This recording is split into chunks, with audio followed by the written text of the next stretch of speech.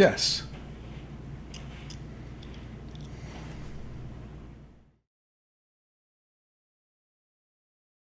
Okay, all kidding aside, I've had this iPhone 12 Pro Max since December.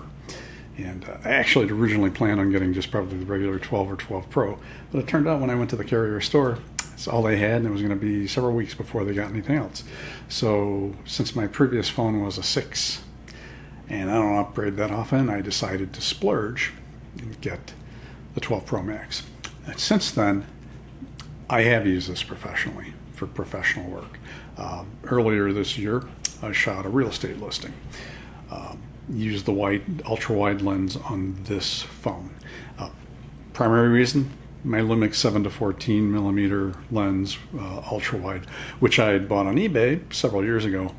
The autofocus motor stopped working, and as a lot of people know, these new lenses are focused by wire, which means you use the autofocus motor to manually focus.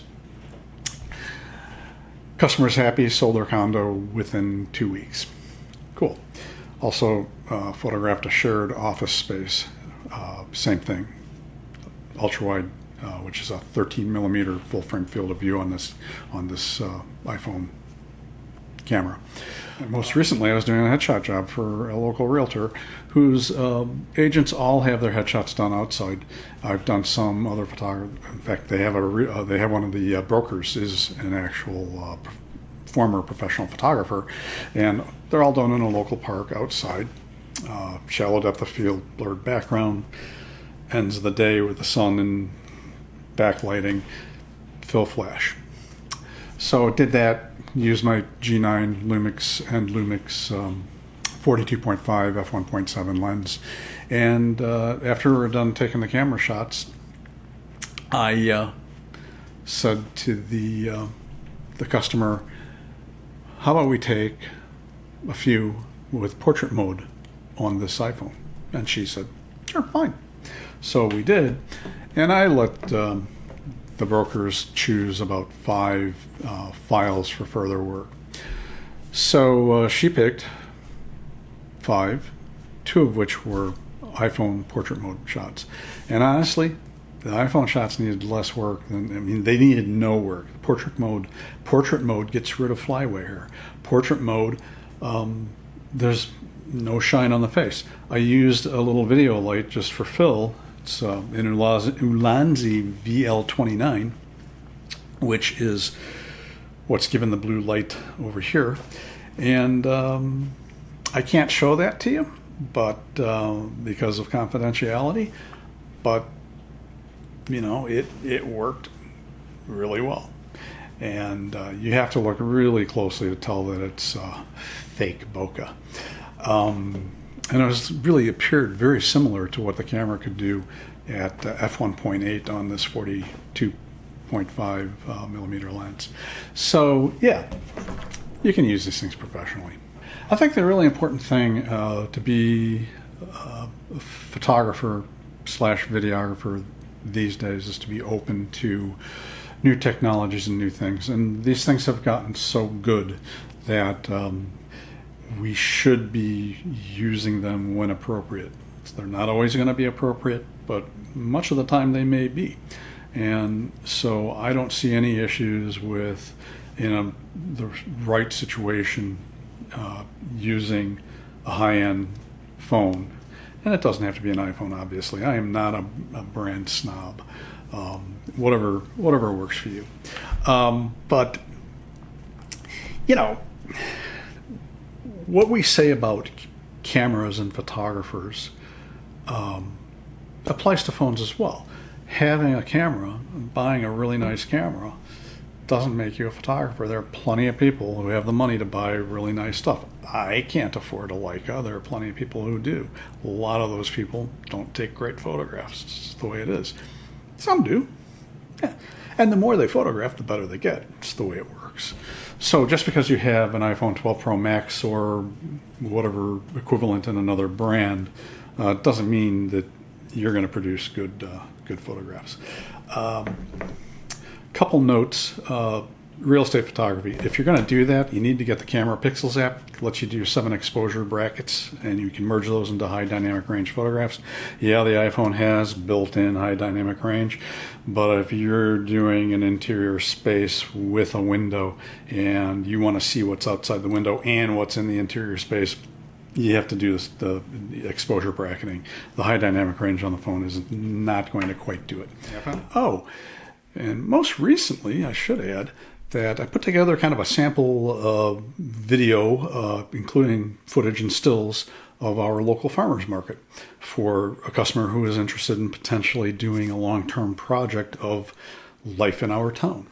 So I said, this might be a thing to use the iPhone for, because going to street events and things like that, you kind of want to blend in. I don't want to have a camera. I want to blend into the scene while I'm doing that. And so I put together a little sampler, about 2.5 minutes long, and here it is. Have a look, and I'll be back with a follow-up.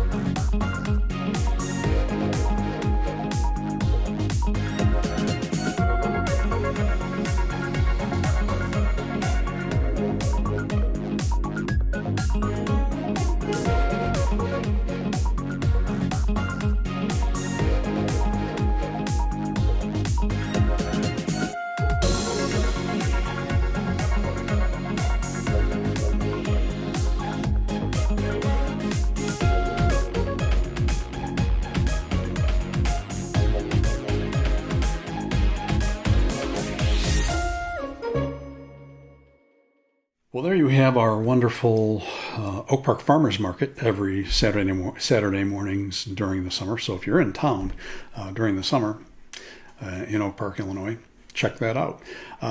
Should also mention that I put that little video together using iMovie on the iPhone. So everything that you saw there was done on the iPhone. The video capture, the stills capture, compiling it in iMovie, putting the music to it, all done here. Didn't touch a computer. So, yeah, technology is amazing. Hope you found that interesting. If you did, please like and subscribe. Any questions, comments, observations, iPhones suck. Just kidding. There probably is going to be somebody. But yeah, please like and subscribe. Thank you for watching. Still working on more content. And if there's anything you're interested in that you want me to cover, let me know. Thank you, and I will see you next time.